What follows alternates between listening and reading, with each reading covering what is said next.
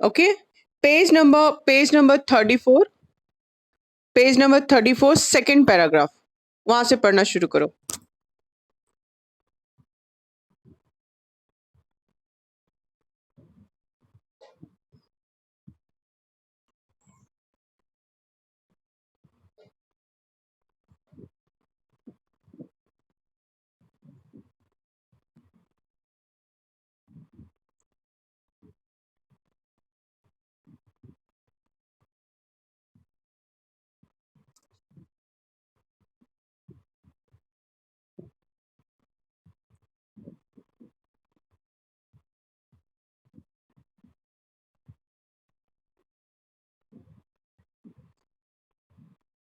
कहाँ पे पढ़ रही हो बाबू?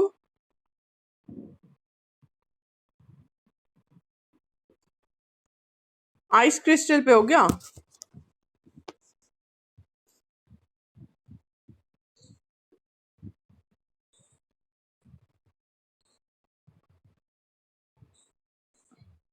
ओके, एक मिनट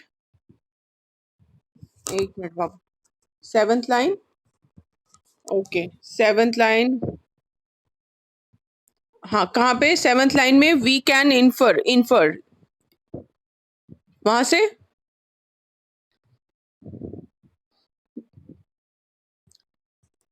ओके, क्या है फिर से? अच्छा ठीक है, लास्ट लाइन स्टार्ट से पढ़ो, जो लाइन पूछ रही हो वो स्टार्ट से पढ़ो।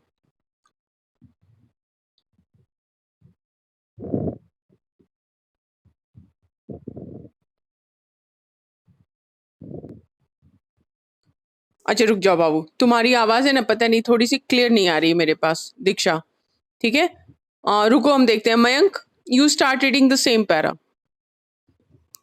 मयंक,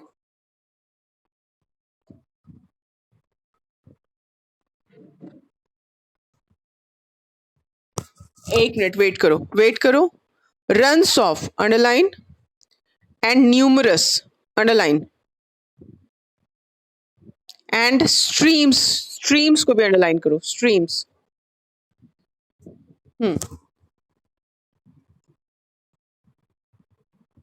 परकलेट्स, इसको भी अंडरलाइन करो। इसका मीनिंग हालांकि बगल में ही दिया हुआ है ब्रैकेट में, सीप्स, है ना, लेकिन इसका हिंदी वर्ड भी देखेंगे और इजी वर्ड, तो इसको अंडरलाइन करो। हाँ ठीक है, इसको और देखेंगे। इसको बोलते हैं, हिंदी में बोलते हैं ना रिसना, जो एकदम धीरे धीरे पानी वो अंदर की तरफ खींचता है ना, ठीक है, जैसे दीवाल में पानी रिसता है ना कभी कभी, उसको बोलते हैं सीप्स। ओके, आगे पढ़ो।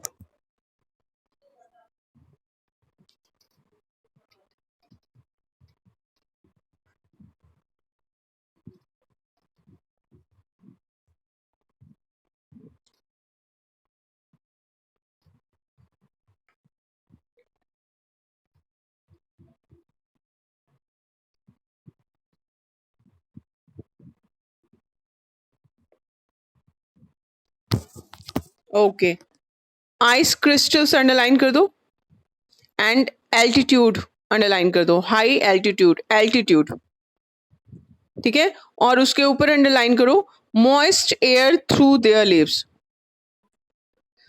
Return to atmosphere in the form of moist air through their leaves, underline कर दो, ठीक है। ओके, चलो इसको एक साथ एक्सप्लेन करेंगे, अभी पढ़ने का चांस दे देते हैं, है ना। हनी, स्टार्ट। क्या बाबू? हाँ, न्यूमरस, न्यूमरस मतलब बहुत, and stream, streams,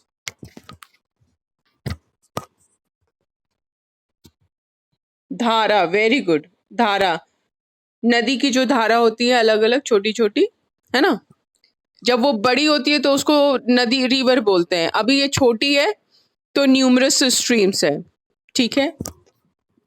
okay, okay चलो हनी, पढ़ना शुरू करो। हाँ बोलो बाबू। हाँ हाँ हाँ, तुम लोग को बोले थे कॉपी देखेंगे तुम लोग की, है ना। ठीक है, ठीक है, ठीक है, खोल के रखी हो कॉपी साथ में। दिखाओ हनी, दिखाओ।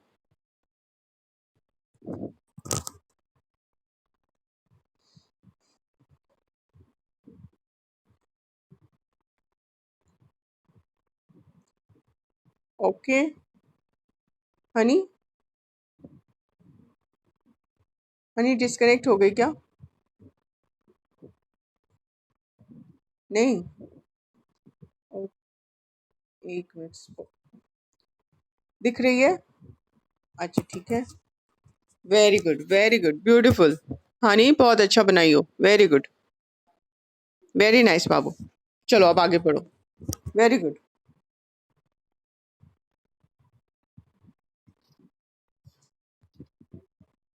Infer underline, infer underline, infer.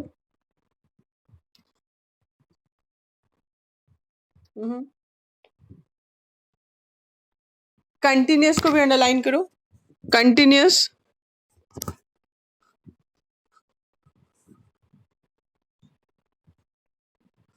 ओ लगातार। And infer come, we can infer, नहीं कम नहीं बाबू, यहाँ पे कुछ और होगा, और मीनिंग चेक करो, कम नहीं होगा यहाँ पे।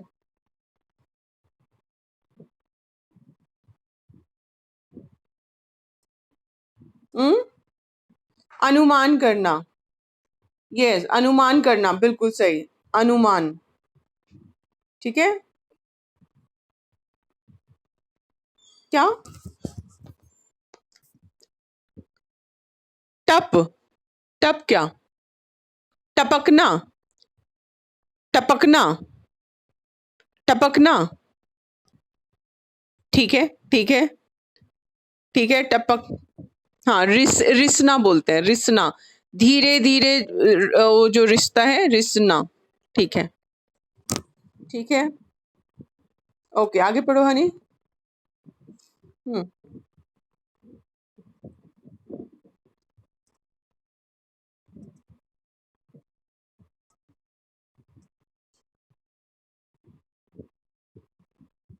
Scarcity underline, scarcity.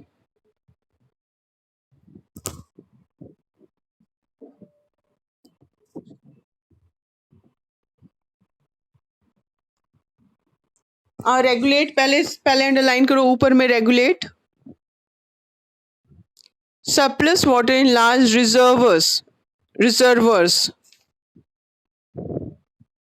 Hmm,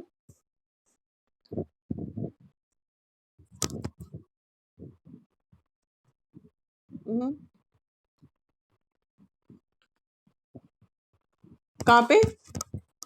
judiciously, judicious, underline this also, judicious।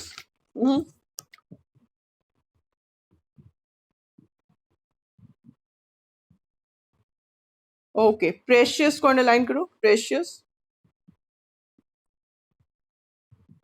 Come, scarcity मतलब कमी।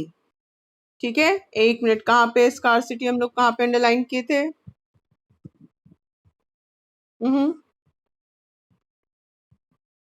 फिफ्थ लाइन में, ठीक है ठीक है ठीक है, कमी। नेक्स्ट।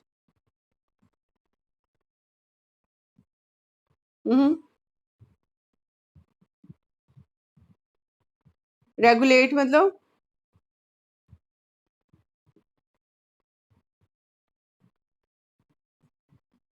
चलो देखते हैं और, नियमित, नियमित, वेरी गुड, नियमित, नियम के अनुसार चलाना, है ना, नियमित करना। ठीक है, रेगुलेट मतलब नियमित, ठीक है, उचित, ठीक है, उचित, very good. And precious, precious, नहीं प्रेशियस का मतलब दबाव नहीं है। हम्म, कीमती, प्रेशियस का मतलब कीमती, वैल्यूएबल जिसको बोलते हैं, यस वैल्यूएबल जिसको बोलते हैं।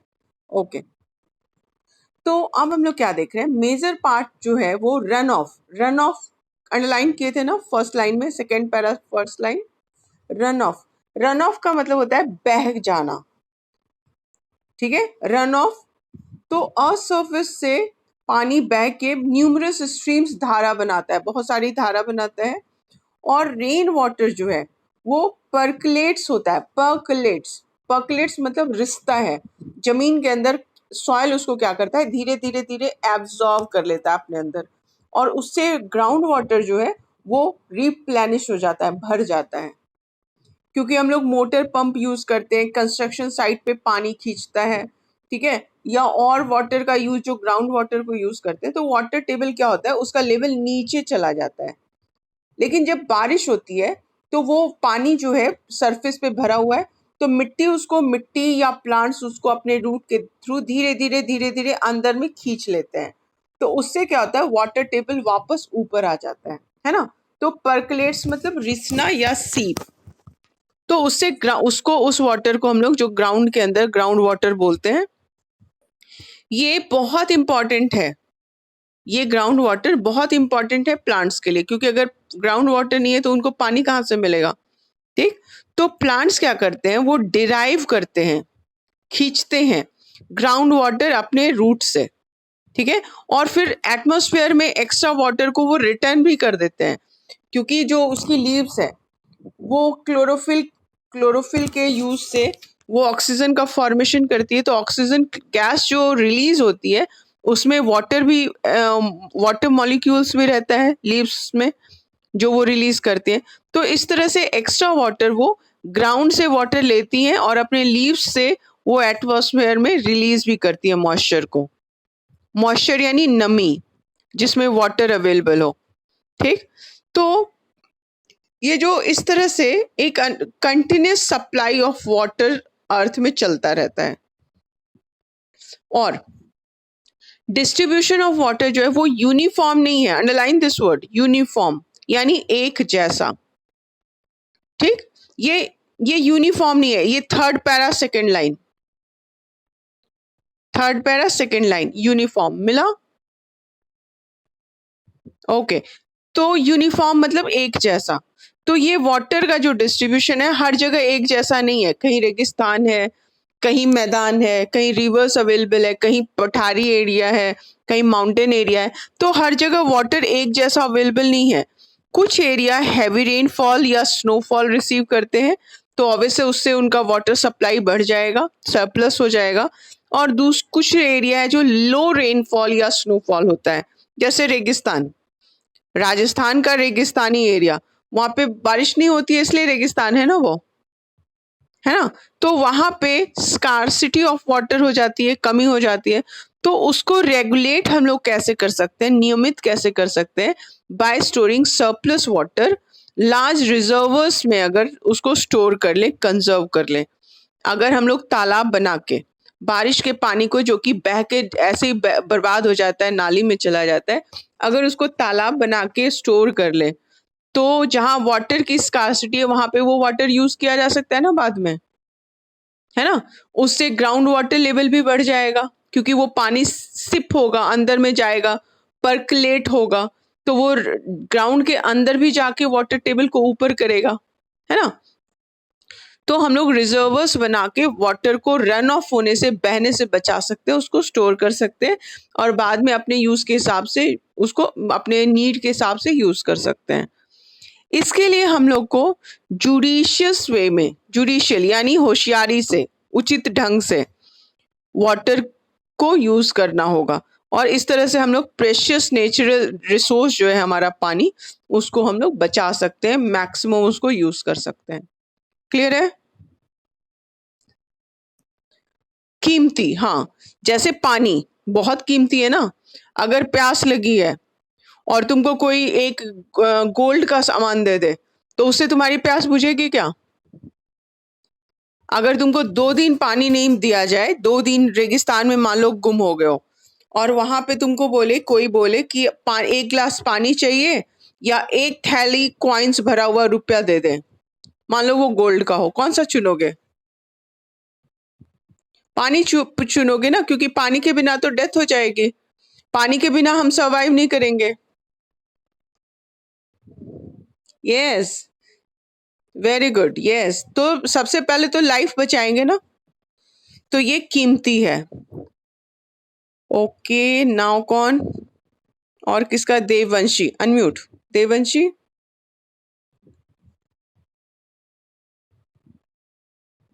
Devanshi? Okay, no response from Devanshi. Devanshi? Okay. Ankit? Ankit Raj, unmute. Ankit Raj? चलो बाबू पढ़ो.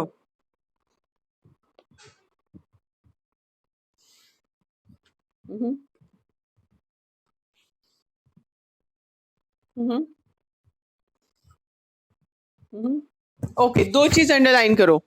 पेबल एंड रिपल, दोनों अंडरलाइन करो. पीबल and ripple. Hmm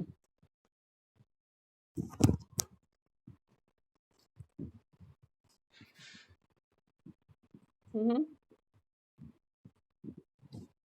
hmm hmm ठीक है. हम्म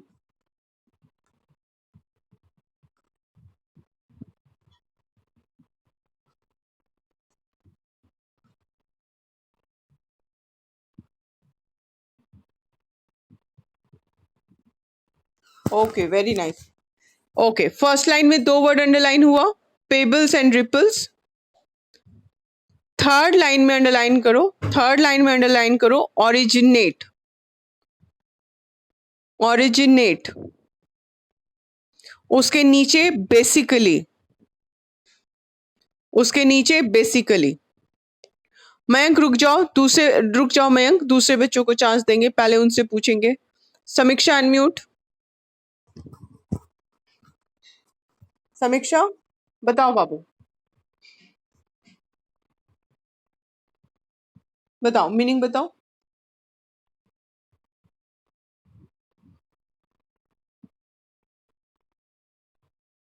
समीक्षा आवाज नहीं आ रही तुम्हारी बाबू. रिपल्स का मतलब लहर.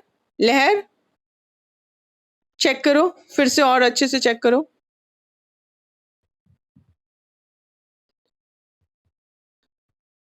ठीक है, ठीक है. लहर. रिपल, लहर. ओके. पीबल. कंकड़. Very good. पेबल्स का मतलब कंकड़. छोटा छोटा, एकदम छोटा छोटा जो पत्थर का टुकड़ा होता है. Okay, nice. ओरिजिनेट.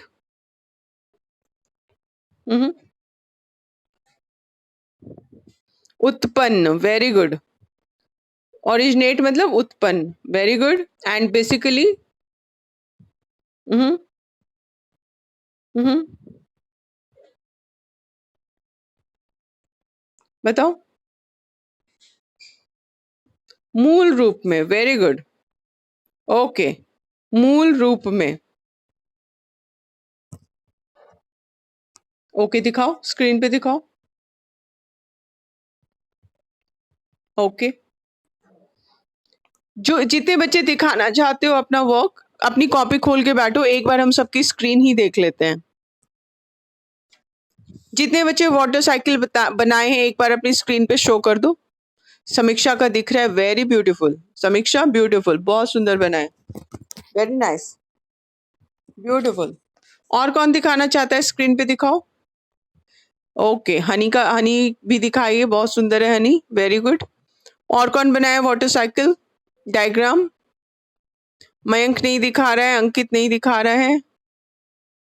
ठीक है, समीक्षा का बहुत सुंदर है. बस दो बच्चे, दो बच्चे दिखा रहे हैं, और कोई नहीं रेडी है. ओके, चलो ठीक है. ओके, अब कौन पढ़ेगा, देखते हैं किसका कैमरा ऑन है. कृष राज अनम्यूट. कृष, चलो बाबू पढ़ो. Okay, wait, just wait. Krish Raj, अभी हम एक्सप्लेन नहीं किए ना, ऊपर वाला एक्सप्लेन नहीं हुआ ना. ओके, एक मिनट एक्सप्लेन करने दो, उसके बाद तुम पढ़ोगे, ठीक है. Now, various movements of ocean water. Movement कैसे ओशन का वाटर. ओशन, ओशियन नहीं, ओशन. जैसे सन होता है ना बेटा, उसी उसी तरह शन. ओशन क्या होगा. Yes, ocean. तो ओशन वाटर जो होता है वो मूव करता है। जैसे अगर हम एक पीबल, कंकड़ रिवर या पॉन्ड में फेंकें, तो वाटर में क्या होता है, एक तरंग उठती है, लहर, जो पानी लगता है जैसे मूव होके दूर जा रहा हो, है ना, वो वाइब्रेट कर देता है अपने आसपास के वाटर मॉलिक्यूल्स को, तो वो लगता है जैसे पानी दूर जा रहा है। रिपल एक वाटर में क्रिएट होती है। इसी तरह सी कोस्ट पे, समुद्र के किनारे हम लोग जब ऑब्जर्व करें तो रोलिंग वेव्स जो होती है, जो एक के बाद एक लहर आती है, उस सी वाटर उसमें देखते हैं हम लोग। फिर इन्वायरमेंट में, उसमें इन्वायरमेंट में क्या होता है, कहाँ से आखिर ये क्रिएट होती है, ओरिजिनेट कहाँ से होती है, उत्पन्न कहाँ से होती है। ठीक, तो हम लोग 3 टाइप्स का वाटर मूवमेंट पढ़ेंगे ओशन का। पहला है वेव्स, सेकंड है ओशन करंट, एंड थर्ड है टाइड्स। तीनों का डिफरेंस समझना बहुत जरूरी है, इसलिए अब नेक्स्ट 3 पॉइंट को बहुत ध्यान से पढ़ना है। क्लियर? चलो कृष पढ़ो।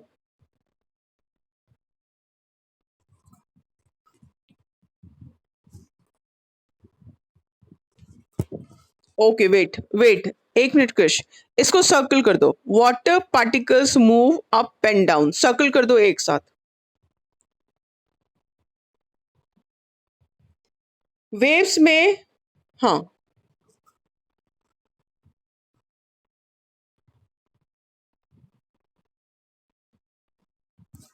underline this also. Water actually does not travel with the waves. Waves में पानी सिर्फ ऊपर नीचे हो रहा है, उसमें वो पानी बह नहीं रहा है, अपनी जगह से हट नहीं रहा है, सिर्फ ऊपर नीचे मूव कर रहा है। ओके।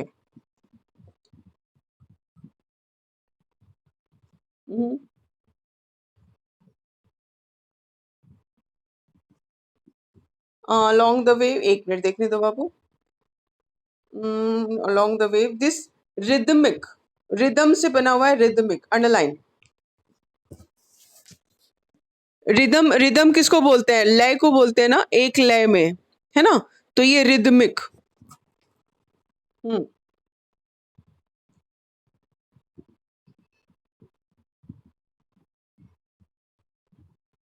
हम्म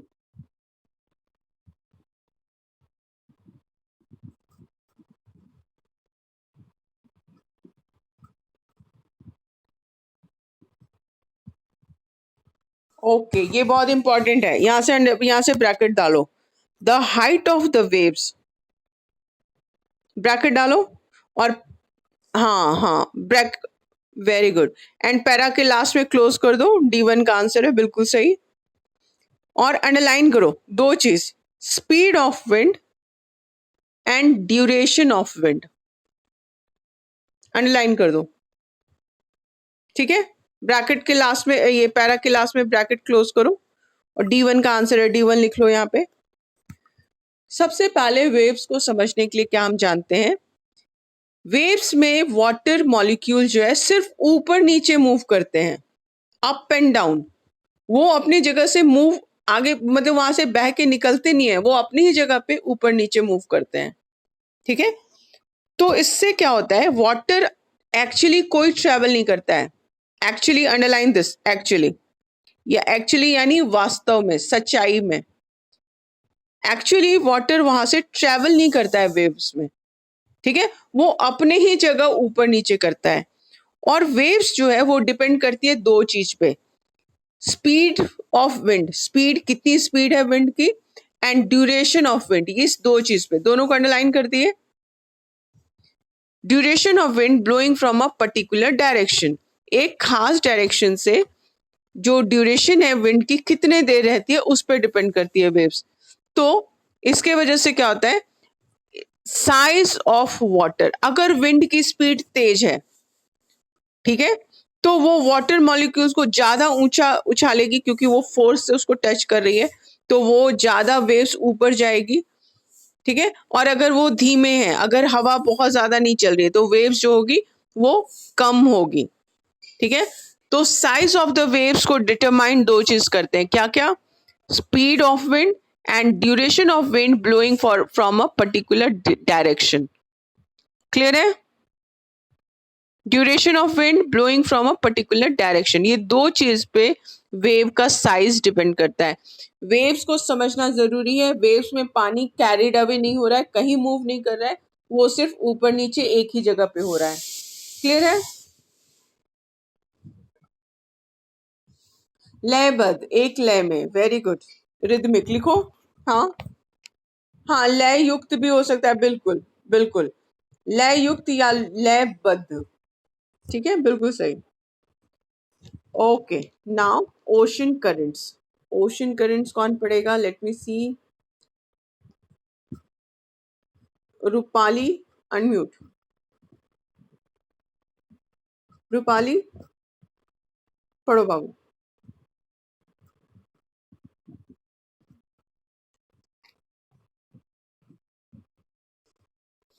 ओके, इसको ब्रैकेट में डाल दो, इसको ब्रैकेट में डाल दो। द ओशन करंट, वहां से स्टार्ट करो और पर्टिकुलर डायरेक्शन, पर्टिकुलर को अंडरलाइन करो। पर्टिकुलर का मतलब खास, ठीक है। ओके, आगे पढ़ो।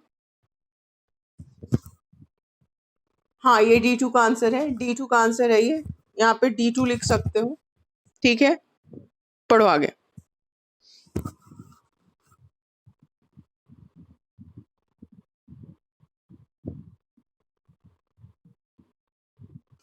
ओके, अंडरलाइन करो, इस लाइन को अंडरलाइन करो। These are formed due to heating and cooling of ocean water. क्यों फॉर्म हो रहा है ये? Heating and cooling of ocean water की वजह से।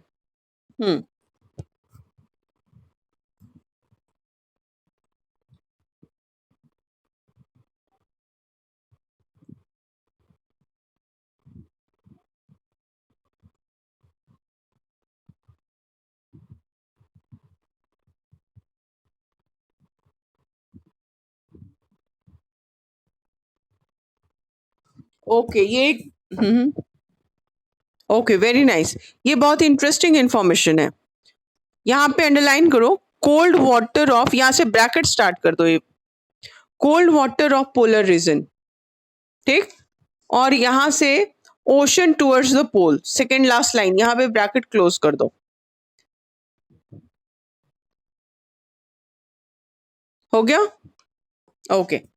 ओशन करंट क्या है? वो कंटिन्यूअस, लगातार मूवमेंट जब होता है mass of water in a particular direction. Mass यानी ढेर सारा, ढेर सारा पानी जब एक खास डायरेक्शन में बहता है उसको हम लोग ओशन करंट कहते हैं। और इसका रीजन दो तरह का ये है ocean current, cold current and warm current. हम लोग जानते हैं कि वाटर जब गर्म किया जाता है तो उसका मॉलिक्यूल जो होता है वो दूर छिटकता है, वो हल्का हो जाता है और उसके वजह से वो इवेपोरेट होता है। तो वैसे ही ओशन में अगर पानी गर्म हो रहा है तो वो ऑब्वियस है कि वो सरफेस की तरफ, ऊपर की तरफ आएगा, आएगा ना? समझ में आ रही है बात? क्योंकि पानी पानी को जब गर्म करते हैं तो उसका भाप हल्का होके ऊपर ही उठता है ना। तो वैसे ही वार्म जो गर्म पानी रहेगा ओशन करंट का, वो सरफेस पे रहेगा, ओशन के सरफेस पे ऊपर की तरफ रहेगा।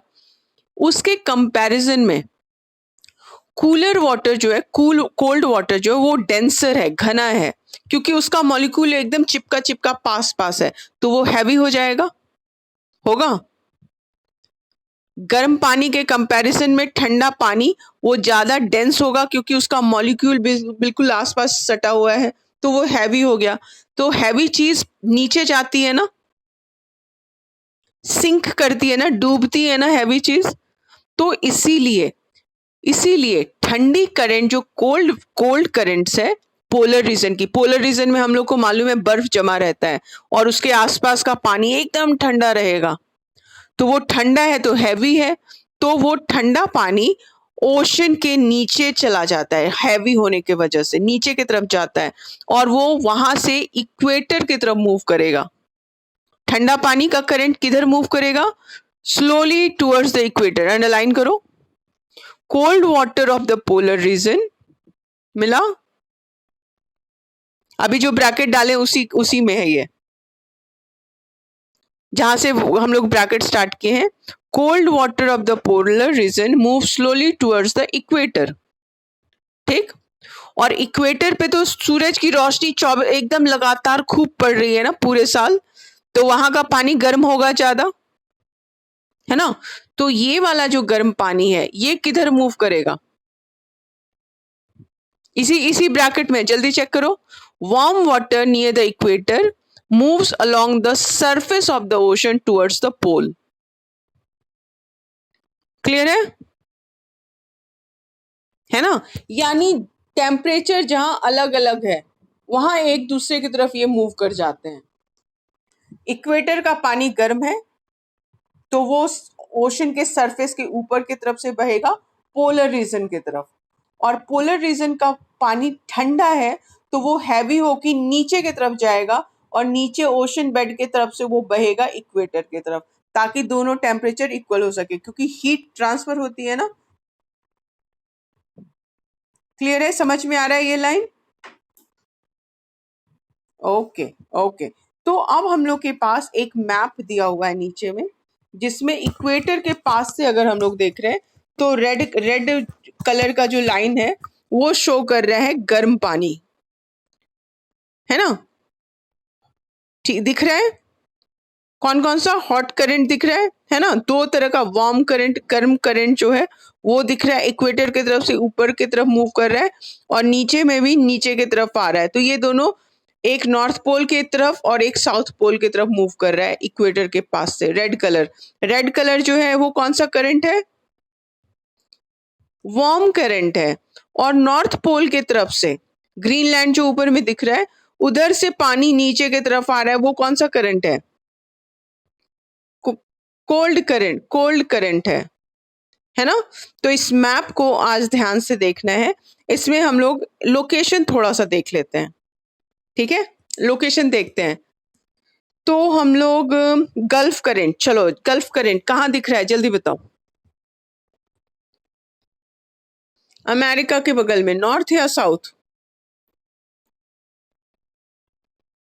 नॉर्थ की तरफ दिख रहा है, और किधर से मूव कर रहा है,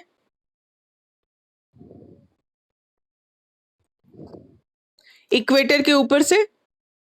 इक्वेटर के ऊपर से, और क्योंकि यहाँ पे खाली जगह है तो इक्वेटर के ऊपर से मूव कर रहा है। ठीक है, नॉर्थ की तरफ मूव करता है, फिर ऊपर जाते जाते वो ठंडा होने लगता है, और फिर वो ब्लैक में कन्वर्ट हो रहा है, और फिर वो वापस ये जो खाली जगह दिख रही है अफ्रीका के ऊपर से, ये फिर वापस नीचे की तरफ आ जाता है। तो एक गोल करंट दिख रहा है हम लोग को। जब ऊपर जा रहा है तो गर्म है, नीचे की तरफ आ रहा है तो वो ठंडा होके वापस आ रहा है, दिख रहा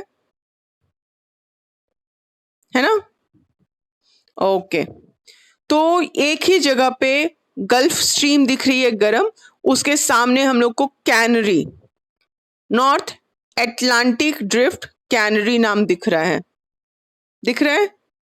ओके, अब यहां से हम लोग ऊपर साइड में मूव करते हैं अमेरिका की तरफ। यहाँ पे नॉर्थ पैसिफिक, सबसे पहले यहाँ अलास्का करंट यहाँ पे दिख रही है, अलास्का को जो एरिया है ना, यहाँ गर्म है तो ये ऊपर की तरफ जा रही है, हालांकि ये इक्वेटर से बहुत दूर है ना, ये इक्वेटर से बहुत दूर है, लेकिन फिर भी अलास्का करंट ऊपर की तरफ जा रही है, और ऊपर से ये जो दो करंट दिख रही है नॉर्थ पैसिफिक कैलिफोर्निया, वो नीचे की तरफ आ रही है, यानी ठंडी ठंडी जो करंट है वो नीचे आ रही है, दिख रहा है। पेरू, पेरू ये यानी ठंडा एरिया से किधर जा रहा है, इक्वेटर की तरफ। यस, एंड ब्राजील की तरफ ऊपर से इक्वेटर की तरफ से नीचे की तरफ आ रहा है, ब्राजील दिख रहा है ना। फिर अफ्रीका के पास हम लोग देख रहे हैं ऑगस्थस, ऑगस्थस दिख रहा है, ये भी ऊपर से नीचे आ रहा है, वार्म करंट है, और नीचे आके साउथ इंडियन, फिर ये जाके ऊपर की तरफ वापस मुड़ रहा है ठंडा होके, फिर वेस्ट ऑस्ट्रेलिया की तरफ ऊपर मुड़ रहा है, दिख रहा है। तो जो खाली जगह दिख रही है ना, खाली जगह, वहां पे वाटर एक तरह से रोटेट हो रहा है, उसका मूवमेंट एक रोटेशन में है, क्योंकि एक तरफ गया वो गर्म गर्म होके ठंडे की तरफ गया, फिर ठंडा होके वापस उसी तरफ वापस लौट रहा है। दिख रहा है ना। इधर में हम लोग ऑगस्टस के जस्ट अपोजिट में वेस्ट ऑस्ट्रेलिया देख रहे हैं। तो यहाँ भी ऐसा लग रहा है जैसे एक साइकिल में वाटर घूम रहा है। दिख रहा है? ओके। ऊपर में फिर अगर हम लोग देखें राइट हैंड साइड में क्यूरोशियो, क्यूरोशियो